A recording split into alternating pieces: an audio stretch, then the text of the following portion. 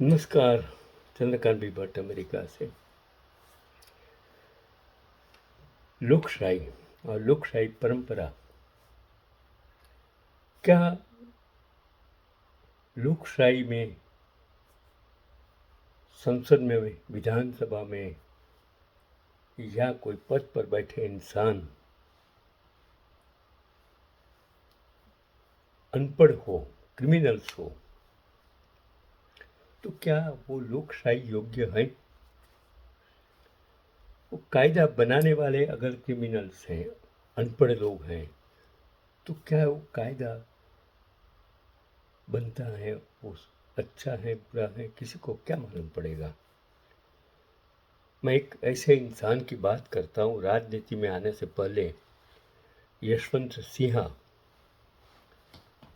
जो पक्ष में, जिस पक्ष का वजूद नहीं था, जो पक्ष के नेताओं का कोई वजूद नहीं था, तब ये इंसान यशवंत सिन्हा भारतीय प्रशासनिक सेवा आईएएस के एक प्रतिष्ठित अधिकारी और प्राध्यापक थे। चंद्रकांत भी भट्ट अमेरिका से। आपको, भारतवासियों को, देशवासियों को, और ये अमेरिकन डेमोक्रेसी के कंपैरिजन्स में क्यों ऐसा कहता है? क्योंकि वो देश हिंदुस्तान जहाँ मैं जन्मा और जहाँ मैंने कर्म किया और आज की हालत देखता हूँ, तब मुझे लगता है कि क्या होना चाहिए। उन्होंने 24 वर्षों तक नौकरशाही के रूप में देश की सेवा करने के बाद 1984 में अपने पद से इस्तीफा देकर सक्रिय राजनीति में कदम रखा। उनके राजनीतिक जीवन की शुरुआत से पहले के सफर जो था, वो उसकी शैक्षणिक करियर, वो आईएएस बनने से पहले उन्होंने 2 साल तक पटना विश्वविद्यालय में राजनीति शास्त्र, पॉलिटिकल साइंस के शिक्षक के रूप में कार्य किया। फिर हुआ 1960 टू 1984 उसका प्रशासनिक करियर। आईएएस अधिकारी यशवंत सिन्हा 1960 बैच के बिहार कैडर के आईएएस अधिकारी थे उस जमाने के, 1960 के। फिर उन्होंने महत्वपूर्ण पद अपने 24 साल के प्रशासनिक कार्यकाल में उन्होंने केंद्र और राज्य सरकारों के तहत कई महत्वपूर्ण विभागों को संभाला। वे वित्त विभाग और वाणिज्य मंत्रालय में उप सचिव, डेप्यूटी सेक्रेटरी रहे। उन्होंने जर्मनी के बॉन में भारतीय दूतावास में प्रथम सचिव वाणिज्यिक और फ्रैंकफर्ट में भारत के महावाणिज्य दूत, कौंसल जनरल के रूप में कार्य किया। सोचिए कैसे बंदा, इतना पढ़ा लिखा इंसान और क्या क्या एक्सपीरियंस। वे औद्योगिक बुनियादी ढांचा विभाग और उद्योग मंत्रालय में भी कार्यरत रहे और अपनी सेवा के अंतिम चरण में वे भूतल परिवहन मंत्रालय, मिनिस्ट्री ऑफ सरफेस ट्रांसपोर्ट में संयुक्त सचिव, जॉइंट सेक्रेटरी के पद पर रहे। ये उसका प्रशासनिक अनुभव, कितना लंबा अनुभव उसका। फिर होती है राजनीति में एंट्री।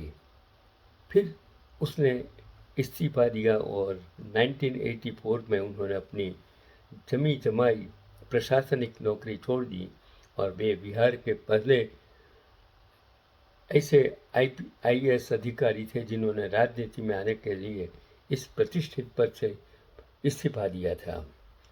शुरुआत में नौकरी छोड़ने के बाद वे जनता पार्टी में शामिल हुए और अपने राजनीतिक सफर की शुरुआत की। बाद में वो देश के वित्त मंत्री और विदेश मंत्री जैसे शीर्ष पदों तक पहुंचे और राजनीति में आने से पहले यशवंत सिन्हा एक प्रतिष्ठित भारतीय प्रशासनिक सेवा आईएएस अधिकारी और शिक्षक थे और उन्होंने लगभग 24 वर्षों तक जो प्रशासनिक काम किया। तो ये था उसका करियर। जो इंसान, इस रियल घटना ने, जो बीजेपी राज्य में अभी जो हो रहा है और जो हुआ उसमें उसका क्या योगदान था और आज वो कहाँ है, उसकी हैसियत क्या है, उसी का नाम राजनीति। ऐसे बंदे जो पढ़े लिखे इंसान प्रशिक्षित इंसान, राजकीय अनुभव वाले, शिक्षण के अनुभव वाले ऐसे इंसान जब देश में नहीं चल सकता है तो ये देश के लिए, लोकशाही के लिए क्या कहना। क्योंकि आज की परिस्थिति में बीजेपी राज्य असम में एक घटना, बिहार के खगड़िया में एक महिला अपने पति के शव के पास 3 दिनों तक बैठी रही क्योंकि उसके पास अंतिम संस्कार के लिए पैसे नहीं थे। न कोई मदद को आया। जब शव से दुर्गंध आने लगी और मामला सोशल मीडिया पर वायरल हुआ तब स्थानीय लोग आर्थिक सहायता से अंतिम संस्कार कराया गया। और फिलहाल सबसे भावुक पल तब आया जब पत्नी ने कफन पहनकर अपने पति की चिता मुखाग्नि ली। और यह घटना सिर्फ एक परिवार की बेबसी नहीं बल्कि समाज और व्यवस्था के सामने बड़ा सवाल भी है। क्या किसी गरीब की पुकार सुनने के लिए हमेशा किसी त्रासदी के वायरल होने का इंतजार करना पड़ेगा। आज एक देश का मुखिया, कहाँ लाल बहादुर शास्त्री, क्या गांधी जी, जिसने अपना जो कफन छोड़ दिया था,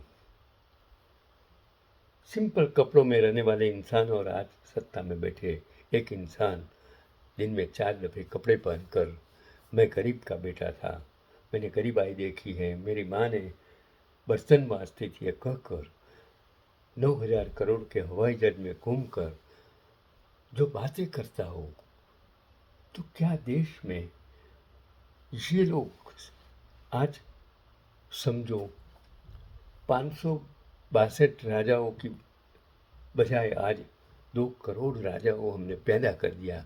हमने क्या हासिल किया? देश ने क्या हासिल किया? आज हमने राजकारण को एक बिजनेस बना दिया और आज भ्रष्टाचार को जो संसद से लेकर नीचे काम के छोटे से छोटे लोगों तक पहुंचा दिया, उसके जिम्मेदार कौन है? आप हैं, 140 करोड़ प्रजा है। ये जंतर मंतर की घटना के बाद अगर आप छाप नहीं जाएंगे, युवा धन नहीं जागेंगे, तो ये लोकशाही बचने वाली नहीं है। यही आज का पैगाम चंद्रकांत भट्ट, अमेरिका से।